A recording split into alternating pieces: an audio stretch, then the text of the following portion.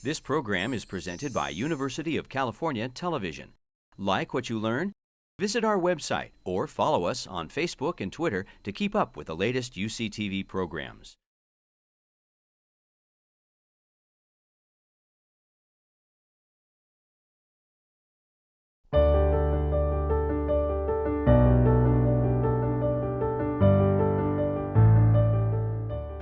Ms. Mita had to leave.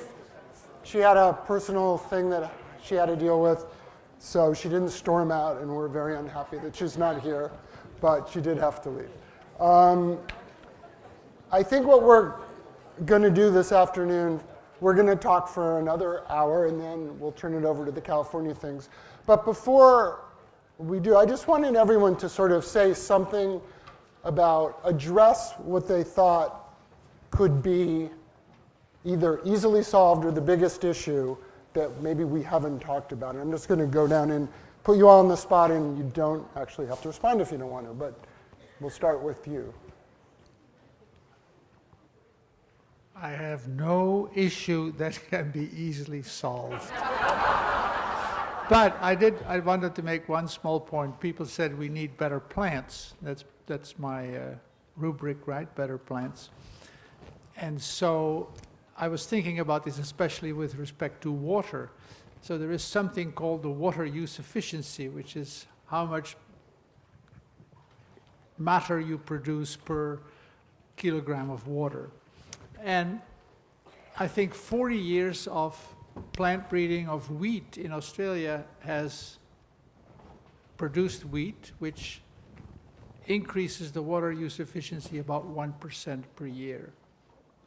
So it's wonderful that now after 40 years we have wheat that is twice as water use efficient, and it's also sobering that 1% is as good as you can do. So there is no magic bullet. Nobody is going to produce plants, nobody will make the desert bloom with plants that use no water. It's a slow process. Jonathan? I guess I have two answers. One is we need it all. We're addressing a complex problem, so we need comprehensive solutions that involve the science, the improved plants and improved animal health technologies and so on that come out of the laboratory. We need markets. We need improved agricultural and rural economies. We need attention to sustainable intensifications that we're dealing with the constraints on natural resources. We need solutions that address gender and gender inequities. And we need a laser focus on nutrition, because you don't solve nutrition just by solving hunger.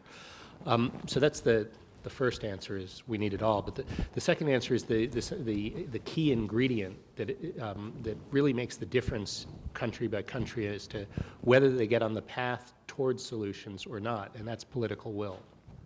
And if you have political leadership, you really can develop the priorities and develop the programs to get those adopted, and maybe take in the help of international donors, international organizations, and so on. But it has to start with political leadership. Becca? First, I'd like to thank everyone for being here, because it gives me great hope as a young 20-something that there's a lot of people who care about these issues. As my esteemed professor Ananya Roy at UC Berkeley said, poverty and hunger is not the lack of a cow or a plot of land, but the violence of disempowerment and deprivation produced by a long history of systematic exploitation and disinvestment in communities of the marginalized. My generation, the 20-something students, understands that inequality and hunger cannot be solved with just technology or science alone, because geographies of poverty, malnutrition, and neglect can be directly traced over socioeconomic status, and therefore solutions to feeding the future by 2025 must be addressed in terms of distributive and social justice. We've been dodging around the question of what sustainability is and what it means, but I think food must first be a source of nutrition before it is a commodity.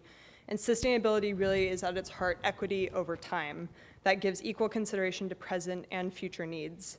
I think collectively we must reaffirm a personal and national commitment to standing in solidarity in the context of global inequality related to food distribution. Okay. That should hold us. Thank you. First, I want to just say, sitting next to you gives me hope. So I wanted you to hear that because it is true. And part of that truth is, what can we do now?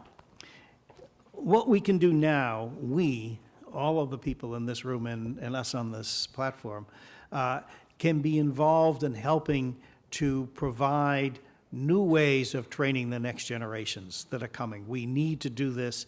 We need to make food systems a primary theme. We need to integrate all the different areas of expertise into educating about that and opening it up. We need a food corps that's the equivalent of the Peace Corps that brings people from the United States out to other places and then back and reconceptualizes what we're all about with regard to our understanding of food systems and the need to solve the problems. And finally, I'll just say simply, solving the problem will be a spiritual quest as much as it is a scientific quest, to, in a sense, echo the things you just said. And part of that can be done right away by all of us, which is just decrease our waste. Just decrease our waste. Every place you see waste food, that's a way to begin for all of us and to join together to do that. Thanks.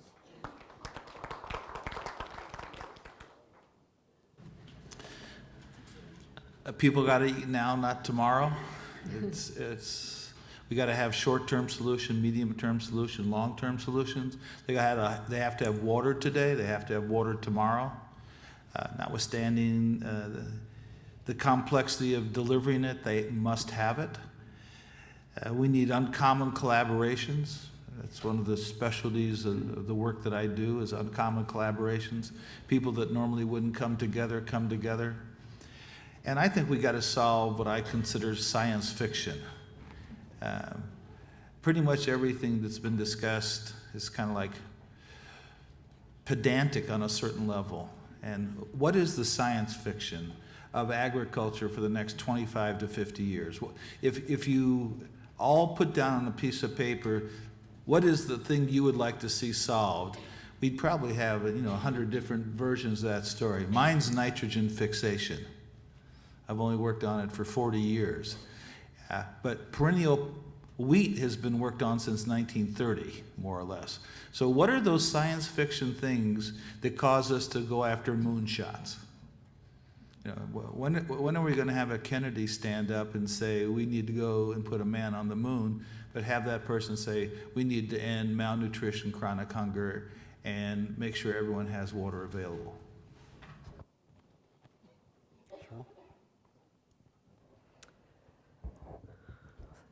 So I would concur that we need political will and some of these other things. Let me just say a little bit about that. I think if we're really going to do this, we need to, one of the pieces that we need to do is to think about how to increase the productivity of smallholder farmers in poor countries.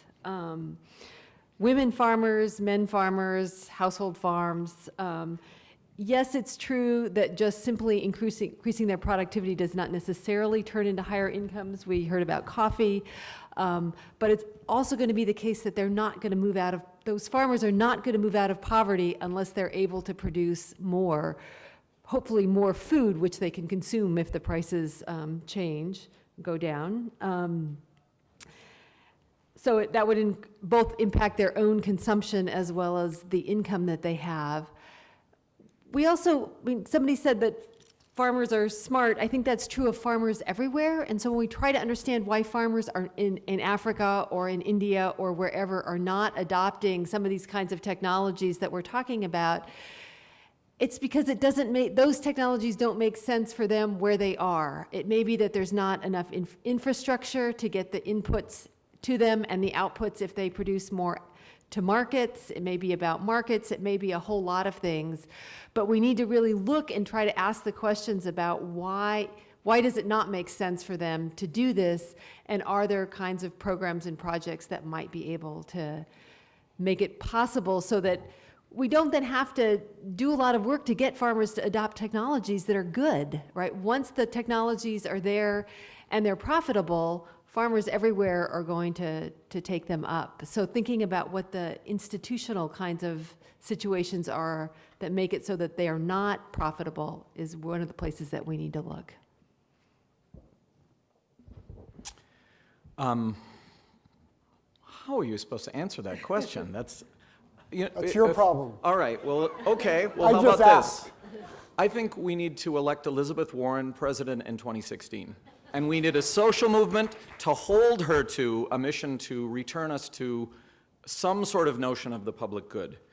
President Yudof talked about the public mission of the University of California system this morning, and that's been echoing in my mind, because how do you fulfill a public mission if you don't have enough money to do your work and your research? How do you fulfill a public mission if you're dependent on corporate dollars, money from corporations that don't share the public mission?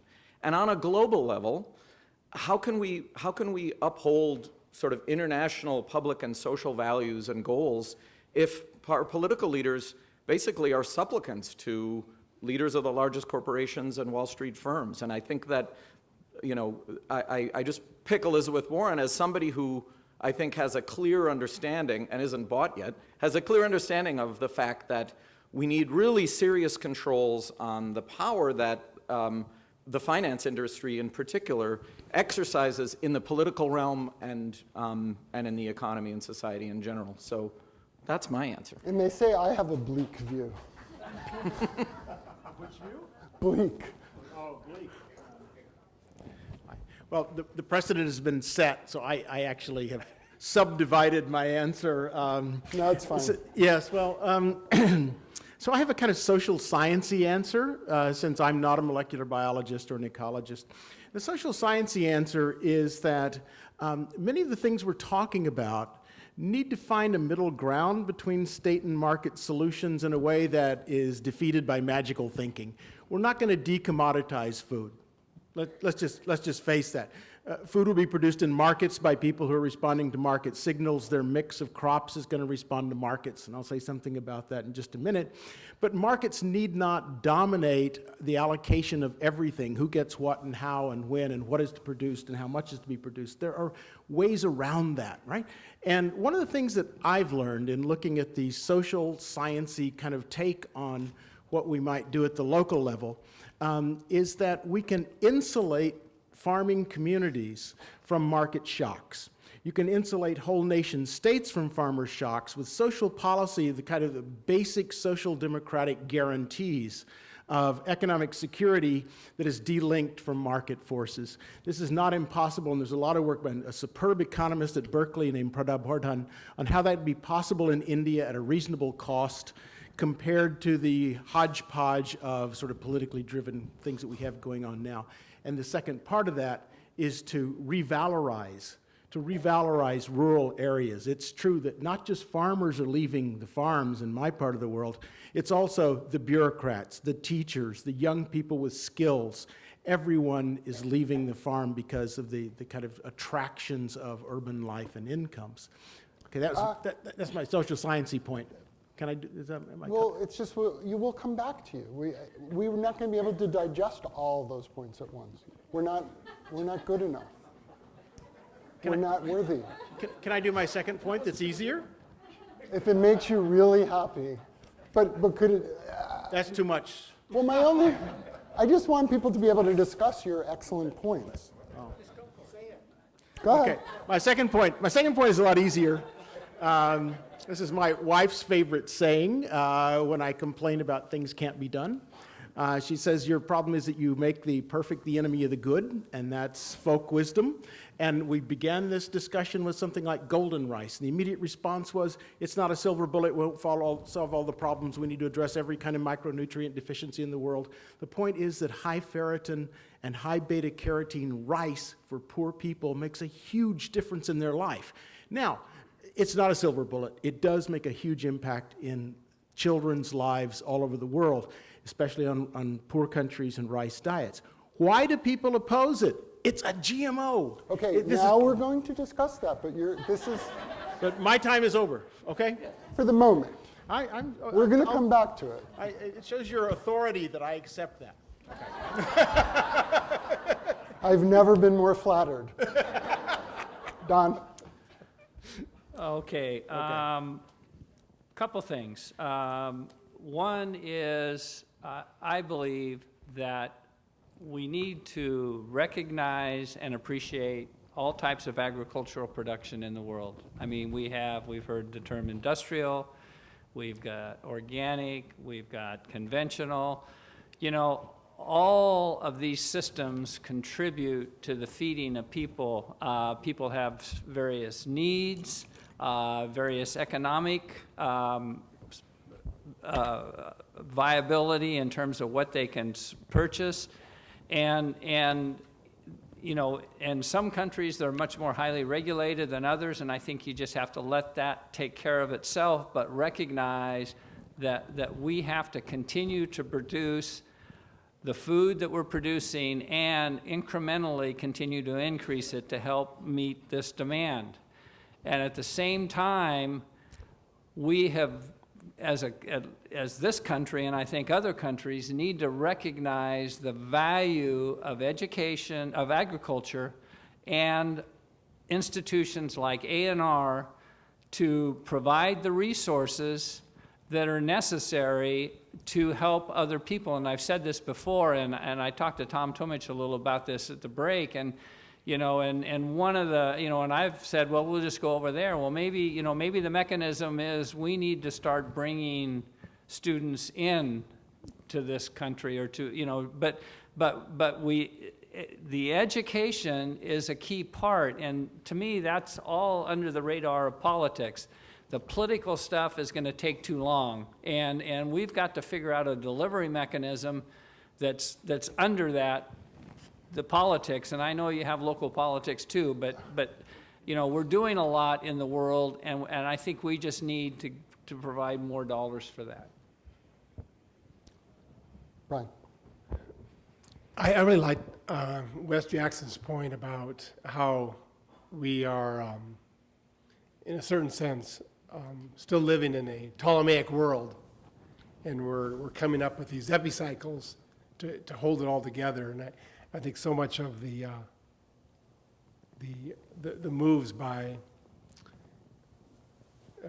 bankers, economists, and that whole global capitalism, it's trying to get the system just to hold it together a little bit longer. And Wes Jackson's idea was so radical that it's just a step out of that and into the idea that nature itself is just loaded with wisdom and insight. So that cheers me up, because it reminds me of how little we know and how much there is out there to learn. And just a segue, I was thrilled about the green water. I thought there were going to be big water wars and so forth, and suddenly there's all this water like floating away, and with our intelligence, we can find a way to get that to flow into the plants. I mean, that was thrilling. I want to say something about Wes Jackson's talk as well. I think that's one of my first of my 2 points. First is You can have short 3. points. These are very short points. The first one of them is, that's right, design with nature. That's right. Not compete with nature, not dominate nature, design with nature. Learn from nature. There's a lot out there already understood. We're understanding more. We can, and it's complex, and we can move that into short-term gains in food production as well as longer term. And I'm speaking now about ecology not just above the ground, which is most of what we heard today. Ecology below the ground is also very important, and that's where there's a greater biological diversity than all the above-ground plants, and there is more water than above ground. Remember that 2/3 of the fresh water in the world is green water flow, not blue water flow, green water flow. We tap 1/8 of that right now for crops, that's all. We can do a lot better than that on a short and a long term. That's point one. Point two is, don't be tied to an ideology. Don't be tied to an ideology. Do what works, and then undo the bad stuff as you learn from your mistakes. And that is a good example, ideology, being tied to ideology, of the perfect being the enemy of the good. Don't be tied to an ideology. So let me just say that what I'm hearing from almost all of you is, let's not let the enemy of the perfect be whatever. The perfect be the enemy of the good. Let's use all the tools we have while recognizing that none of them are pieces of magic. Let's not be unrealistic about our political possibilities, but move forward in different ways in different places. And I think that's all great, but it makes me wonder how we're going to do that, because there are many, many people in this country and the world who bitterly object to using scientific knowledge to move agriculture forward. And the history of modern life has been people saying, we're not going to make it, we're going to die, we're not going to be able to feed the world, and our brains solving that problem. And I have no doubt that our brains can and maybe already have solved that problem again, but we can't use our brains if we're not allowed to use the crops, because Greenpeace won't let you use golden rice. I mean, there are endless numbers of examples of people just objecting to trying things out, just even putting test crops in an acre in the ground. And I wonder how we're going to go forward if that remains the way we approach the world, because it is how we do it. Yeah, I want to respond. You know, as I said earlier, I think that's one of the tools that we have. And, you know, the ag industry is not static. There's research going on now with in irrigation technology, nitrogen management, and so there's a plethora of activities going on, and there may be a different option in this process. But it's a metaphor. It's not GMOs. It's an inability to even push forward with science. You said it yourself. You said you don't grow certain crops because of political opposition, not because they're not useful, not because they're not nutritious, not because you can't make money, but for political reasons. Now, for us, it is a financial hit. Well, it's a financial hit because... you know, and I think for most farmers, I mean, you get into some of these trade issues, and you, I mean, if you can't make a profit, you're out of business. And I think if it's the individual farmer that's trying to feed his family, if he can't feed his family, he's out of business. And so, I mean, that scales up to the mega farms. I mean, you know, there has to be profitability in this for everyone. I mean, for the farmer, or it's not sustainable. And so we don't grow it because our business would not be sustainable if we did. And you know, but we're sustainable without growing it. So we make that. Yes, right. Well, with apologies to Professor Herring, I think that's a red herring. Frankly, thank you. I've never heard that before. I'm here all week, folks. Brand new. You know, one of the things we heard repeatedly this morning was that you know, GMOs are going to be a very small part of the solution, if they're part of the solution at all. And there are lots of things that people could be, I mean, there are lots of aspects of people denying science that I'm concerned about, including some of the inaccurate stuff that people say about frankenfoods or whatever. If I were going to put my money on a denial of science that is holding back the world, it would be the denial of climate change. It wouldn't be the denial that, you know, which is a small part, I think, of the total number of arguments you could make about genetic technology. I'm not making an argument about genetically engineered food. I'm making an argument about a world that refuses to even look at scientific advancements for non-scientific reasons. I don't think that's our biggest problem. I can respond to that in another way, which is, if you think about food, we always have to think about food safety. There's a reason for that. Is because when food is unsafe, you get sick from it, and that becomes a huge negative. So there's a fear of negatives. And when there's some group that goes around, whatever that group is, that goes around and harps on the fears always trump the rational thinking under those circumstances. So what we need is a very careful bulwark of safety, so that people believe in the labels of food, whatever those labels are. I don't want to get into the labeling issue with respect to this, but there it is. But the point is that people have to believe it, so that look in the UK in the last month or so, or 6 weeks, with horse meat coming into the labeling process. Look what that did to a whole industry in a moment, in a quick snap of the fingers. People were fearing all kinds of problems. We know probably there wasn't much of a negative health effect of that, but the enormous impact that had is extremely important. So what our combat, anyway, is simply to have very carefully trusted sources of knowledge and information, and that obliterates this unsafe Okay, approach. I think we probably shouldn't continue this, because I would just say after decades of planting a certain type of crop with some safety record, we have that, and it doesn't matter. But I'm more interested in the climate change thing, because I think it actually is a bigger deal. But how do we address that? But let's go back just to a little bit of closure. It's called the precautionary principle. I'm well aware.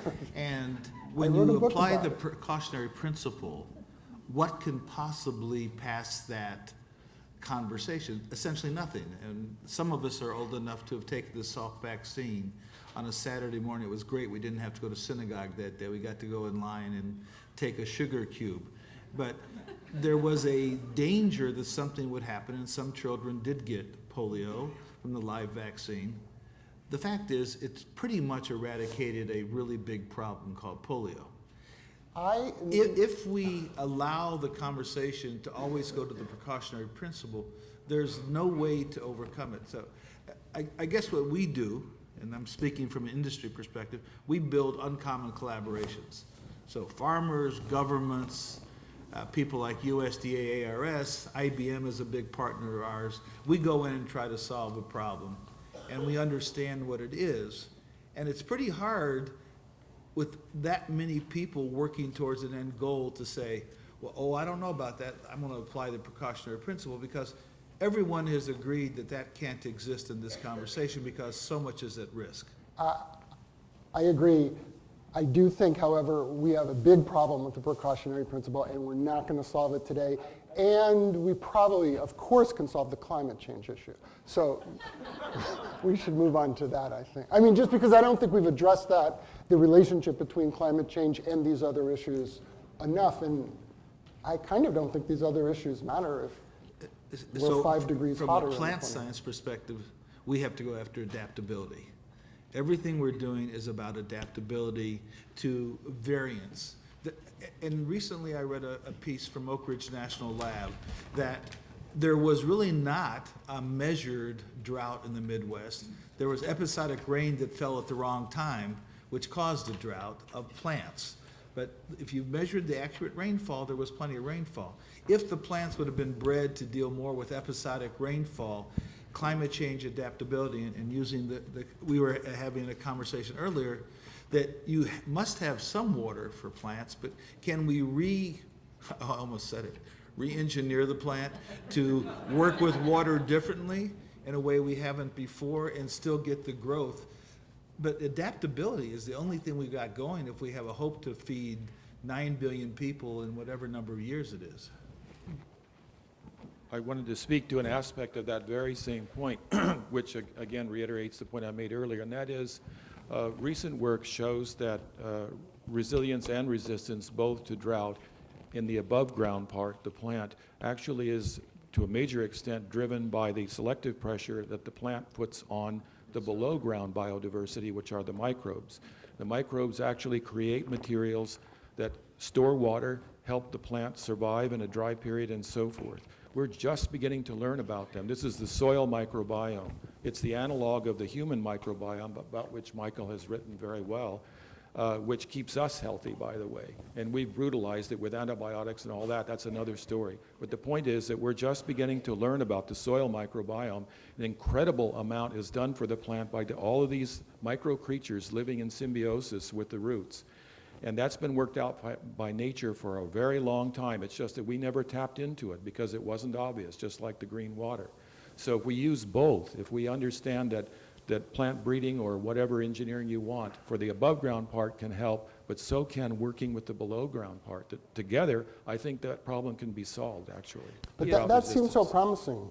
Just how can we have that happen? But the interesting thing about the adaptability is most commodities have breeding programs. Strawberries, I went to Driscoll a couple months ago. They have 40,000 varieties of strawberries out there. The rice industry does, and you're looking out 5 to 10 to 15 years in terms of varietal development. And as the climate, and so as this change goes on, these varieties are being exposed to change, and so there is a certain amount of adaptability that's happening in the selection process already. And so, as a farmer, I'm less fearful of the varietals that are coming down the road than some of the other changes like lack of water that could impact us in a much more dramatic fashion. I'm sure you're right, but like Cheryl, for instance, do you think women, I'm worried that women in Africa, who are the people who have to be farmers, aren't going to have that sort of flexibility? Yeah, I was gonna say, in thinking about adaptability, we need to think about it in terms of the crops and the plants, and we certainly do, but I'm gonna leave that to the people who do that.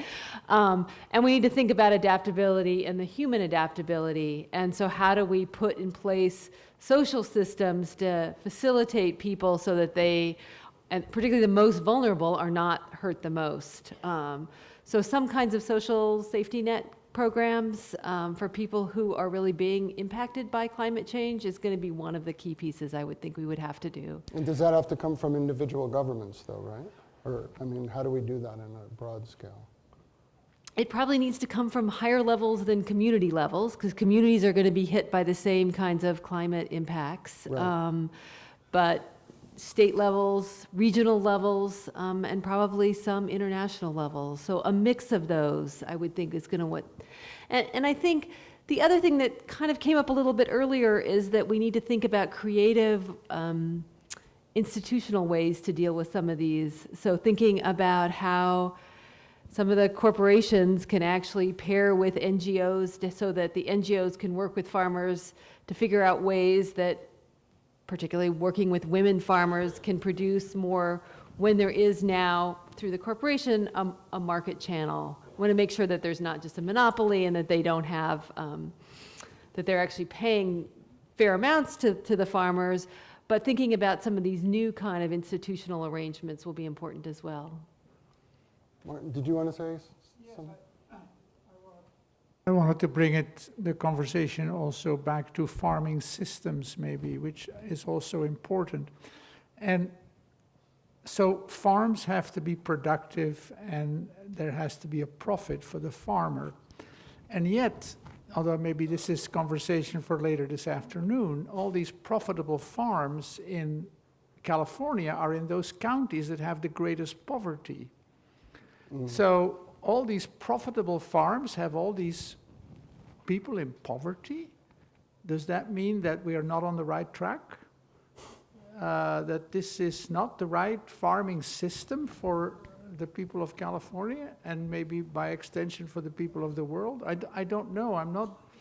It's not my area, but I'm worried about this. And I didn't know the statistics until I saw it, either you or the next moderator send it round to all of us, that these are the counties with the greatest poverty that's way too interesting for me to have sent around. It was Mark. That have the most profitable farms. Yeah. Is this true? Yes. I think this around adaptability and resilience, there is a win-win opportunity. And I really agree with the first part of Professor Herring's remarks about finding ways to cushion communities and even nations from price shocks. And that's true at the farm level as well. But there are two kinds of shocks out there.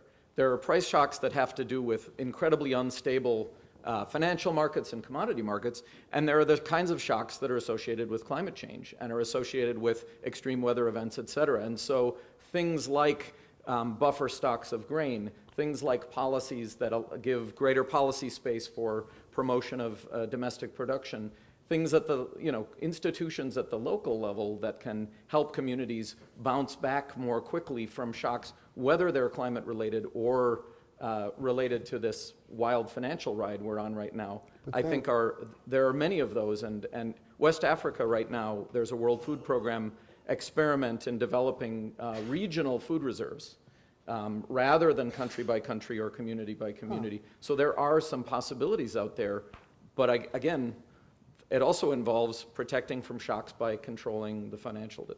And it also, the thing you raised before, if people deny climate change is either existing or going to be a powerful impact on billions of people's lives, it's hard to motivate to do any of this. And we have that problem in a very, actually when I wrote a book about denialism, I did not include climate change, for which I was roundly attacked. And the reason I didn't is I thought it was settled science and that that I wanted to attend to things that weren't. And couldn't have been more wrong about anything. Actually, probably was more wrong about other things. But, it's not something that people will stop, and it's a problem. Yeah. Yeah, Michael, I like the way you raised the larger point about what the Bush administration used to negatively refer to as the reality-based community, right? That is, science-based policy really does face an incredible uphill battle. There are still people in large numbers who believe that there are weapons of mass destruction in Iraq and that Al-Qaeda was sponsored by Saddam Hussein. And what I think is happening, there are two things that are happening that affect our discussion today. One thing is the channelization of knowledge. If you watch Fox News, you will hear that repeated over and over and over again, weapons of mass destruction and so on. So that this channelization means that the websites you visit, and there's actually empirical evidence of this, that the websites you visit tailor what you get when you search for something. And that is something that creates alternative communities among us. So people that firmly believe that all the farmers in India are committing suicide and da-da-da-da. That kind of story is widely believed because there are channelization. Secondly, information costs are very, very high, especially with regard to agriculture. People do not know that the traits that we have in our plants now, they don't know where they came from. And so something like genetic engineering sounds kind of scary. And actually, in India recently, there was a battle over an eggplant, right? An eggplant with a Cry1AC gene that made it resistant to insects. People got really freaked out about this eggplant, and it was defeated after 9 years of research studies, open field trials, and so on and so forth. And India has been growing a mutagenic eggplant since 1975, in which the entire genome was blasted by cobalt-30 radiation, but it's not coded as a GMO. Right, no, that's But nobody been true knows in that. other countries. Nobody knows We that. love mutagenesis. It's just X-rays all over.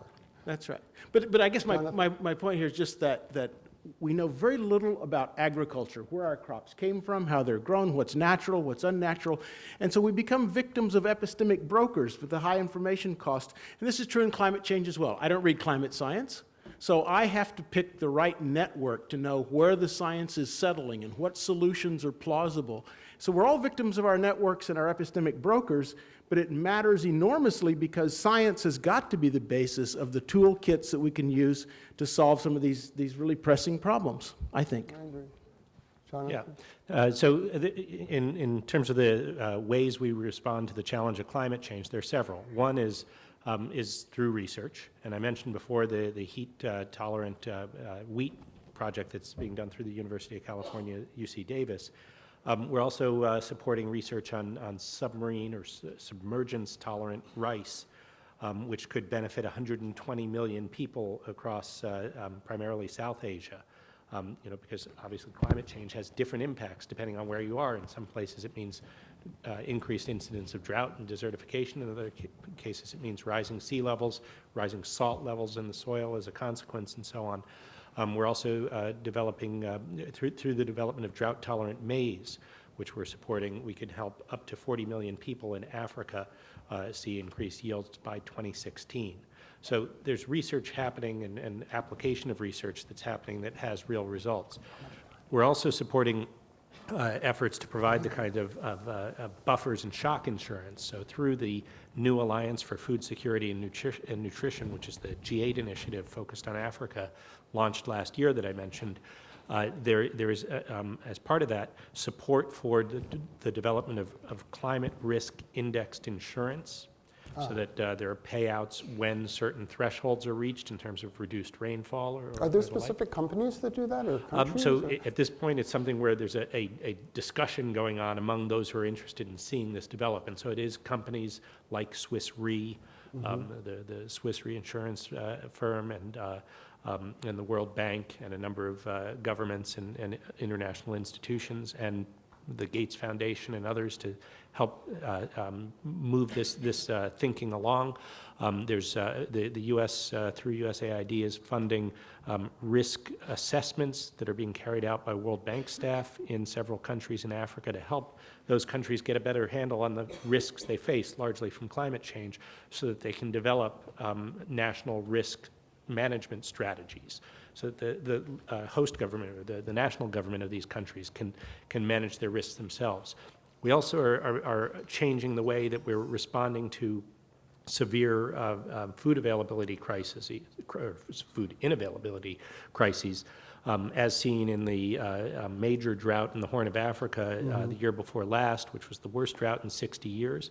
But through integrated approaches where we do a better job of marrying up our urgent response, which is delivering food now, and our medium-term and long-term responses, which help farmers adopt maybe these improved crop varieties or improved pastoralist approaches that can help them ride out these crises, which it's clear are going to be a recurring problem in the world to come as climate change takes hold. I want to interject yet another thing which I feel remiss in not. There's a reason. When you talk about short-term, medium-term, and long-term, we haven't really discussed population issues. And the reason I didn't raise it rapidly is when we talk about feeding the world in 2025, that bullet is out of the gun. And those numbers aren't going to change very much. It doesn't mean we shouldn't do something about population, but actually I think after we hit 9 billion, we'll start going down. It's just a question of can we feed the world through those demographic transitions. But I think it's a problem along the lines of the climate change. So.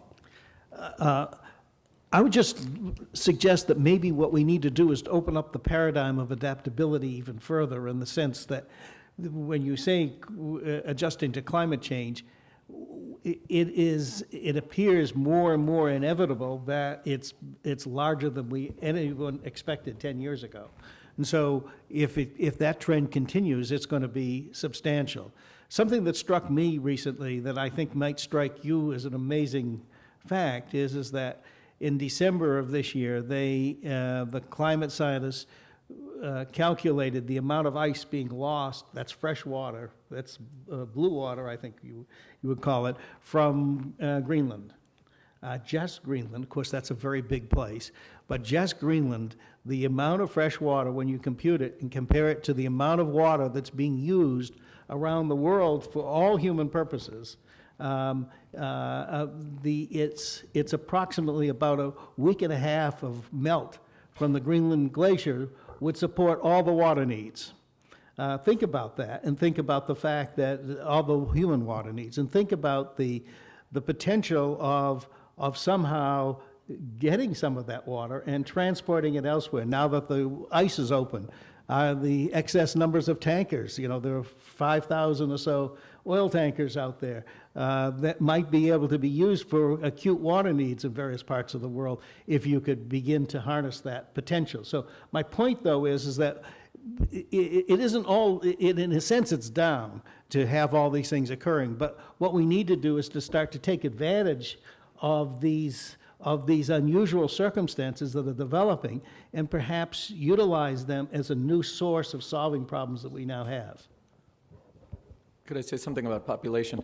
The first time I went to China was 1976, and their population was a little over 1 billion, I think. Now it's about 1.3, 1.4 billion. So it's grown maybe 20% in that, 30-some years.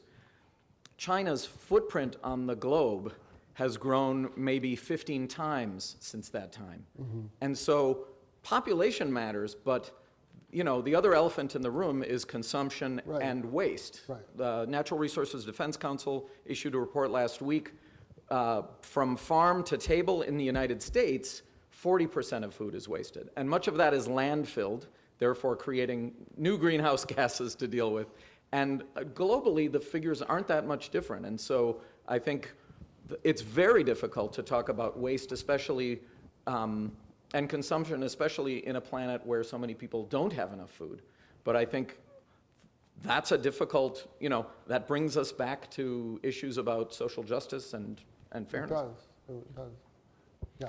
Yeah, it used to be that population, saying anything negative about population was for exactly the reasons that Jim quite rightly points out, was a kind of blame the victim sort of mentality that a single person in New York City uses as much energy as 40 Bangladeshis and so on. I mean, we had that logic that it's our consumption, our unnecessary consumption, that is more dangerous in effect. But I just want to suggest there's nothing wrong with worrying about population growth for a number of reasons, and the solutions are win-win. And again, I think about the southwestern Indian state of Kerala, 33 million people, which has done extraordinarily well on gender issues, and they've reduced population growth and come to the break-even point much earlier than other places in the world, made the demographic transition. And the reason was making sure that infant mortality rates drop dramatically, that female morbidity rates drop, that little girls stay in school, but more important than staying in school is that they have careers when they leave school. So there's a reason to get an advanced degree, and so young women from Kerala have gone all over the world and are extraordinarily well educated. That means they're out of the breeding population much longer. And then the nutritional programs and the public health and public medicine programs have made it more likely that your children will survive. So one reason for having a lot of kids is that you want to make sure someone takes care of you in your old age. So old age insurance, coupled, I know my son not going to take care of me either, but but coupling, I know it's a weak reed to lean on, but You can say that again. right, but coupling old age insurance, that is what we call Social Security, with a higher survival rate among children, makes it more likely that people will desire smaller families, which means that the children can all get the additional resources that the family has. So it is kind of a win-win situation that is pro-gender equality and pro-gender security, and probably makes the world a better place as well. We're a little bit, I think, getting away from one of the principles of this conversation when we started this morning, was how we're going to feed a world. And I'd like to just ask, who's going to pay for it? Who's going to pay for all this activity? I mean, the World Bank's got $1 million plus for Africa. State Department has billions of dollars. So, Feed the Future's budget is a little over $1 billion. Okay. Sorry, Feed the Future's budget is a little over $1 billion a year. All right, so we have a few $1 billion here and there. President Kim has made agriculture one of his 4 foundation pieces. So who's going to pay all the academic institutions to get the research done that needs to get done, because we don't have the same robust kind of system? I mean, everyone's competing for USAID grants or HortChris or Gates money. I mean, you can only imagine how many application Gates gets for the $1 that they grant. So if we're having a shrinking pool of capability of money, and most of the really dramatic research advances have been based on an appropriate amount of funding to allow the scientists, the researchers, the technicians, whatever you want to call them, to actually do the work. Where do we think that's going to come from? And of course, private sector has its own curiosity about how to spend money, and I'm part of that, and we think we do it well. But some discoveries that are so critical, like the submergence gene, sub-1 gene, which was David McKill when he was at Erie. He's now adjunct at UC Davis, and he works for Mars Incorporated, but there's a connection. But we're picking up, some of the great scientists and putting them in cloistered positions where they're working for private industry. Well, their end game may not be as generous as we think it is unless we know how this is going to happen. when it works well, like Jay Kiesling at Berkeley and artemisinin, which he then patented, and Berkeley patented in order to make it free to anyone. So anyone can use that. The cocoa That- genome's the same thing. Right. We put it in the public domain so nobody could patent it, but everyone would have access to it. It seems, I mean, that's a really critical piece of it, I think. I mean, it's not like there's less wealth in the world than there was 30 years ago. It's just in fewer and fewer It's hands. just 11 people have it all. Right. So, I mean, I think the answer is not, gosh, we're short on our budgets. What can No, the I think private he was sector saying do? how we're going to pay for it. I don't think Yeah. he was saying, I don't think we're suggesting there isn't enough money in the world to pay for these things, in the same way that there's not enough know-how to. Is there anyone at this table who feels in 2025 there will be mass starvation in the world? Not one person. Me neither. Well, sorry, what do you mean by mass? I mean, given that we're at 868 million people in the world today who are Yeah, chronically like 5 times undernourished. that, or 4, Okay. you know. No, because I would consider that a pretty big mass of It's people. mass, you're right. Forgive me. But I guess I meant mega mass. And even if we cut that in half, I'd still count it as No, larger I'm than not the current suggesting population we don't of the have a US. problem now and we might then, but the question was, do you think we'll have a catastrophic problem then? And the answer seems to be no, which is what the answer I'd give. I think the question asked, catastrophic, is almost like precautionary principle to me. We have catastrophic hunger today. We will continue to have it because I can't see anyone who is leading a charge to solve the problems on a cohesive, coordinated, collaborative manner. So if we don't make that shift to understanding what a sustainable system and whether it's mimicking nature or mimicking biotechnology, it makes no difference to the person who's starving. If we don't do that, and we don't really agree to it and principle it, and make it almost like dogma for governments, private industry, NGOs, governments, whatever it is, there will be massive starvation because it'll be controlled, just like with water. Let me say, I was just What's going to, that? very Martin? briefly, just Oh. President Obama in his second inaugural address identified the challenge of ending extreme poverty in the world in the next 2 decades. That gets us a little beyond your 2025 endpoint. But if we make that course, poverty and hunger are extremely closely correlated. Sure. And so if we resolve one, we should resolve the other. We'll still need to get the nutrition piece right, but those do go hand in hand. I we've wanted been to- working on a Wait, different. yeah, go please. ahead. Can I add one word here? No, he's been trying to speak for a so- long time. Go. How are we going to solve this in a cohesive, collaborative manner, you said, and no one is doing it? I would submit that the Gates Foundation has made a real effort to do it in a cohesive, collaborative manner, and they are the folks who have the most money. And look how little progress they have made in 15 years. So this tells you how huge the problem is and how difficult it is to solve. On public health, I would disagree with you a little. I think they've made a lot of progress. But I also don't think that 2 really rich people who are incredibly smart and do the right thing should be the people that we rely on in the world to vaccinate Africa. I will buy that, but they also involve a lot of other very smart people. They do. And but but look how little progress we have made, at least in the food. I can't speak to the health issue, although, and so this tells you how difficult it is going to be, and how little probably we can do in the next, accomplish. We can do a lot, but how little the statistics will change by 2025. does everyone It's agree with that depressing. assessment? To me, it's depressing.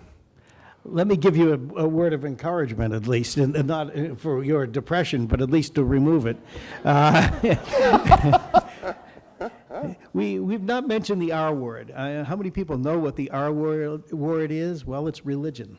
And the question, and when you think about it, most of the world, every religion in the world has programs to help the poor and feed people, provide food. but it's done necessarily without much connection to the scientific world.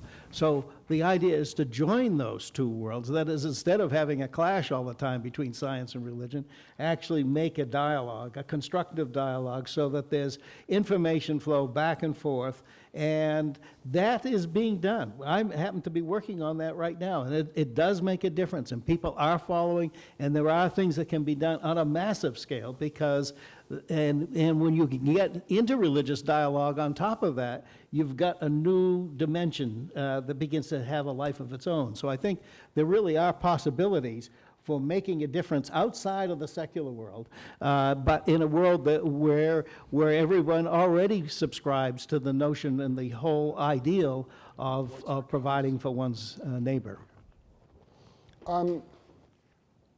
We have to end, and that was a sort of cheerful note, and there haven't been that many in the last few minutes. So I kind of think we should end on that. And I just want to thank you all. I'm really grateful that you were so engaged and engaging and helped so much.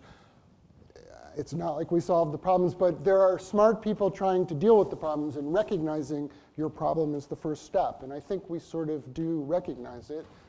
Now we just have to go out and deal with it. So thank you for coming. Thank you. Thanks. Thank you.